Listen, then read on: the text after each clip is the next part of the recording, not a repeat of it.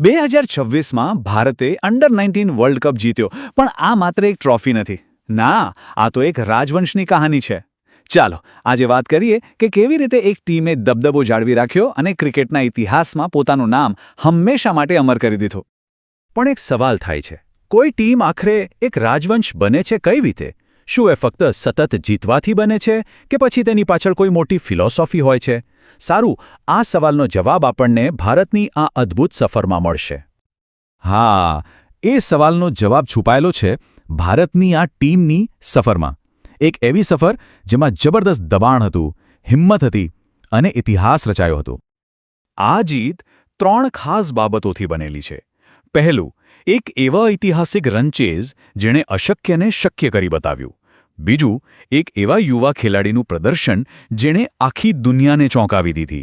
અને ત્રીજું, એક એવી ફાઇનલ જેણે રેકોર્ડ બુકના પાના ફરીથી લખવા પર મજબૂર કરી દીધા.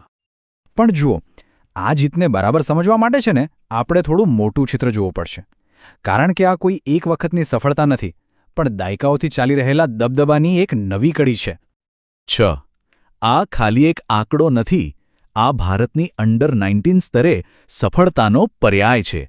આ તેમનું રેકોર્ડ બ્રેકિંગ 6થું વર્લ્ડ કપ ટાઇટલ છે, જે તેમને બીજા કોઈપણ દેશ કરતાં ઘણું આગળ લઈ જાય છે. અને આ કોઈ આકસ્મિક ઘટના નથી હો. તમે જુઓ, 2000ની સાલથી લઈને 2026 સુધી ભારતીય ટીમ સતત સારું પ્રદર્શન કરતી આવી છે, ફાઇનલમાં પહોંચતી રહી છે અને ટાઇટલ જીતતી રહી છે. અને આ જ સતત પ્રદર્શન તેમને એક રાજવંશ બનાવે છે.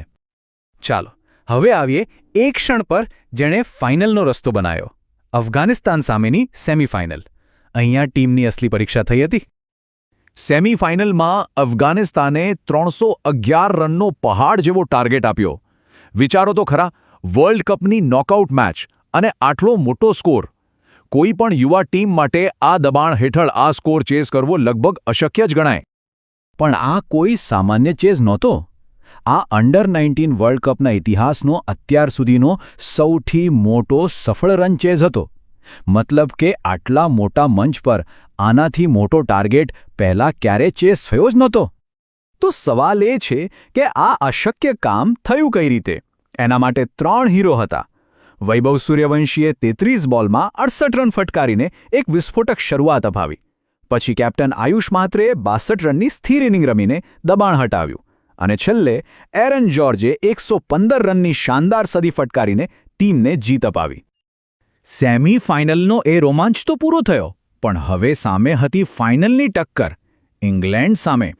અપેક્ષાઓ ચરમસીમાએ હતી અને સ્ટેજ એક ઐતિહાસિક પ્રદર્શન માટે તૈયાર હતો. ભારતે ટોસ જીતીને પહેલા બેટિંગ કરવાનો નિર્ણય લીધો અને પછી જે થયું એ ઇતિહાસ બની ગયું. સ્કોરબોર્ડ પર હતા 411 રન. હા, 411. અંડર-19 વર્લ્ડ કપ ફાઇનલમાં આજ સુધી આટલો મોટો સ્કોર ક્યારે બન્યો જ નથી. અને આ રન આવ્યા કેવી રીતે એ તો જુઓ. પહેલા 100 રન માત્ર 13.2 ઓવરમાં. પછીના 50 રન ફક્ત 4 ઓવરમાં આવી ગયા. અને 26મી ઓવર સુધીમાં તો સ્કોર 250ને પાર હતો. આ કોઈ બેટિંગ નહોતી, આ તો એક વાવાઝોડું હતું. અને આ વાવાઝોડાના કેન્દ્રમાં કોણ હતું? એક ખેલાડી જેણે ફાઇનલને એકતરફી બનાવી દીધી, અને એ પણ માત્ર 14 વર્ષની ઉંમરે. તેણે બનાવ્યા 175 રન. આ અંડર-19 વર્લ્ડ કપ ફાઇનલના ઇતિહાસનો સૌથી મોટો વ્યક્તિગત સ્કોર છે. અને આ 175 રન આવ્યા માત્ર 80 બોલમાં, 200થી પણ વધારેની સ્ટ્રાઇક રેટ. એટલું જ નહીં, તેની ઇનિંગમાં હતી પૂરી 15 સિક્સર, જેણે એક જ ઇનિંગમાં ટુર્નામેન્ટના રેકોર્ડની બરાબરી કરી. તેની આ ઇનિંગે ઉન્મુક ચંદના 2012ના 111 રનના લાંબા સમયથી ચાલી રહેલા રેકોર્ડને તોડી નાખ્યો. આ માત્ર રેકોર્ડ નહોતો તૂટ્યો, આ એક નવા યુગની શરૂઆતનો સંકેત હતો.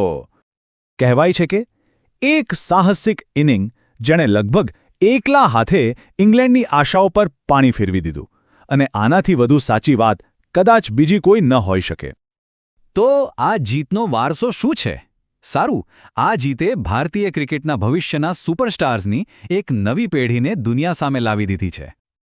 આ ટીમના મુખ્ય રચનાકાર હતા કેપ્ટન આયુષ મહાત્રે. તેમની શાંત અને સમજદારીભરી કેપ્ટનશિપે મુશ્કેલ પરિસ્થિતિઓમાં ટીમને એકજૂટ રાખી. પછી આવે છે વૈભવ સૂર્યવંશી, ટીમનું કહેવાય ને કેઓસ બટન, એક એવો નીડર બેટ્સમેન જે મેદાનમાં ઉતરે અને વિરોધી ટીમને પોતાની બધી રણનીતિ બદલવા પર મજબૂર કરી દે. અને છેલ્લે એરોન જ્યોર્જ, ટીમના એન્કર, સેમીફાઇનલનો હીરો, જેની સ્થિરતા અને ટેકનિકલ મજબૂતાઈ ટીમના બેટિંગ ક્રમની કરોડરજ્જુ સમાન હતી. તો છઠ્ઠું ટાઇટલ અને ભવિષ્યના સુપરસ્ટાર્સની આ નવી ફોજ, આ બધું જોયા પછી મનમાં એક જ સવાલ આવે છે: શું ભારતનો આ અંડર-19 રાજવંશ ખરેખર હમણાં જ શરૂ થઈ રહ્યો છે?